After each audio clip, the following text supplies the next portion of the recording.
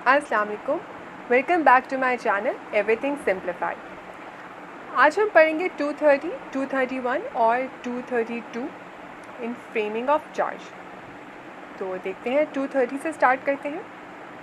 Stay of proceedings if prosecution of offence in alter charge requires previous sanction. If the offence stated in the new or Altered और added charge. अब यहाँ पे बात हो रही है न्यू, अल्टर्ड और एडेड चार्ज की, ना कि ओरिजिनल चार्ज की। अब जो उस न्यू, अल्टर्ड और एडेड चार्ज में ऑफेंस स्टेट किया गया है is one for the prosecution of which previous sanction is necessary. एक ऐसा ऑफेंस है जिसके लिए प्रीवियस सैंक्शन नेसेसरी है, बेसिकली परमिशन, स्टेट की परमिशन नेसेसरी है। The case shall not be proceeded with until such sanction is obtained. Case तब तक आगे नहीं बढ़ सकता जब तक वो सैंक्शन मिल नहीं जाती। Unless sanction has already been obtained for the prosecution on the same facts as those on which new or altered charge is found. Unless ऐसा सिनेरियो हो कि सैंक्शन जो है वो ऑलरेडी ऑब्टेन कर ली गई हो प्रोसिक्यूशन के लिए, ऑन द सेम फैक्ट्स, वो सेम ही फैक्ट्स हो as those on which new or altered charge is found. वो जो फैक्ट्स हैं जिन पे new or altered charge found किया गया है वो सेम ही फैक्ट्स हो जिनके लिए ऑलरेडी सैंक्शन ऑब्टेन कर ली गई है for prosecution of the case.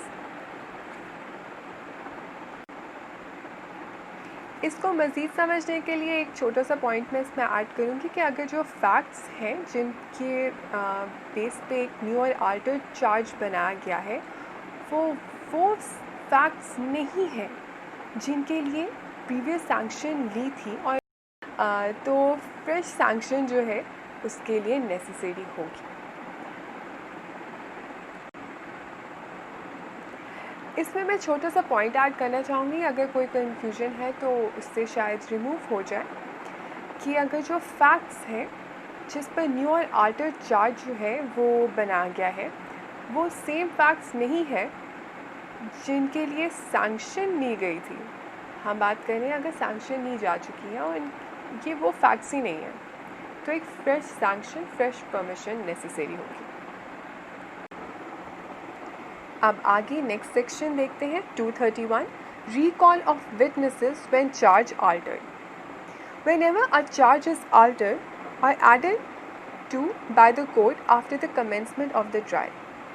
अब अगर ट्रायल कमेंस हो चुका है और चार्ज जो है ड्यूरिंग द ट्रायल वो आल्टर किया गया है या उसमें कुछ ऐड किया गया है, the prosecutor and the accused shall be allowed to recall or resummon and examine with reference to such alteration or addition any witness who may have been examined. अब हम बात कर रहे हैं कि जो चार्ज है वो आल्टर हुआ है उस वक्त जब ट्रायल कमेंस हो चुका है, मतलब during the proceeding of the trial alteration हुई है, एडिशन हुई है।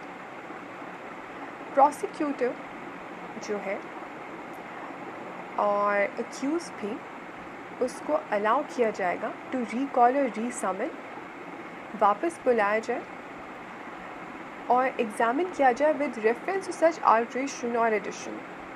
उस अल्ट्रेशन और एडिशन के रेफरेंस में जो विटनेसेस ऑलरेडी एग्ज़ामिन हो चुके हैं उनको वापस से एग्ज़ामिन किया जाए, and also to call any further witness from the court whom the court may think to be material, और उन नए फैक्ट्स के बेस पे या जो भी चार्ज में अल्ट्रेशन हुई है, एडिशन हुई है, उसमें उसके लिए अगर ज़रूरी हो कि कोई और विटनेसेस बुलाए जाएं और कोर्ट समझे कि ये मटेरियल है कि फर्दर विटनेसेस बुलाए जाएं, तो वो भी अलाउड है। ये जो सेक्शन है बेसिकली ये मैंडेटरी सेक्शन है, ये डिस्क्रिशनरी नहीं है जैसे कुछ सेक्शंस होते हैं। इन इट्स नेचर ये मैंडेटरी है और कोर्ट पे लागू होता है कि वो अलाउ करें प्रोसिक्यूशन को या एक्यूज को अगर उन्होंने रिकॉल और एग्ज़ामिन करना हो एनी विटनेस को।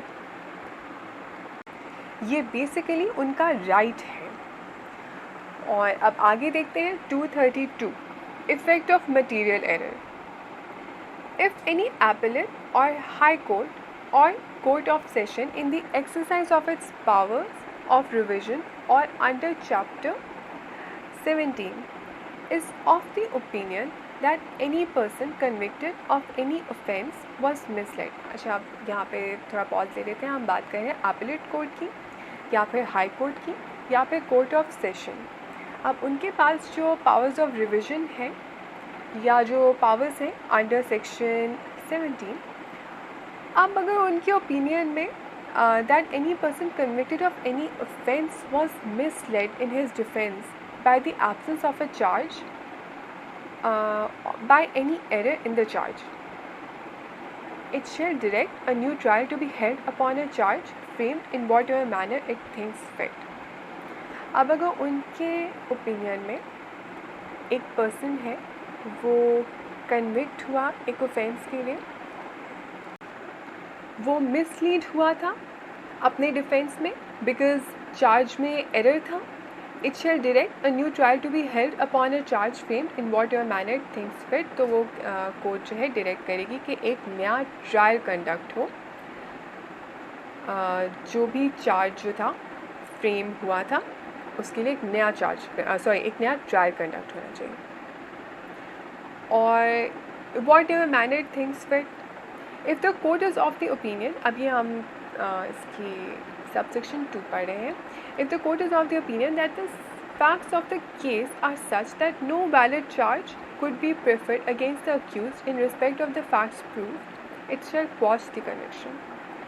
अब अगर जो कोर्ट है वो ये समझे कि जो फैक्ट्स ऑफ द केस हैं उनकी बेसिस पे कोई वैलिड चार्ज नहीं बनना चाहिए था अगेंस्ट द अक्यूज, और जो भी फैक्ट्स प्रूव हुए हैं वो इतने स्ट्रॉन्ग नहीं है कि उसको उसके ख़िलाफ़ कोई चार्ज हो और कन्विक्शन हो, तो वो जो है कन्विक्शन को क्वॉश कर देगी, कन्विक्शन को ख़त्म कर देगी.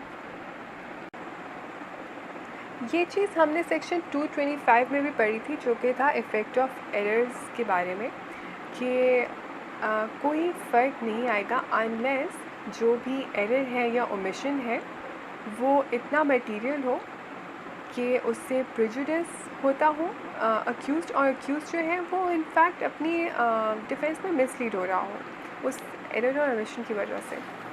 तो यहाँ भी वही बात हो रही है कि जो ओमिशन है जिसके बारे में बात हो रही है या जो एरर है वो बहुत मटीरियल होना चाहिए और उससे अक्यूज़ का जो डिफेंस है वो अफेक्ट होना चाहिए.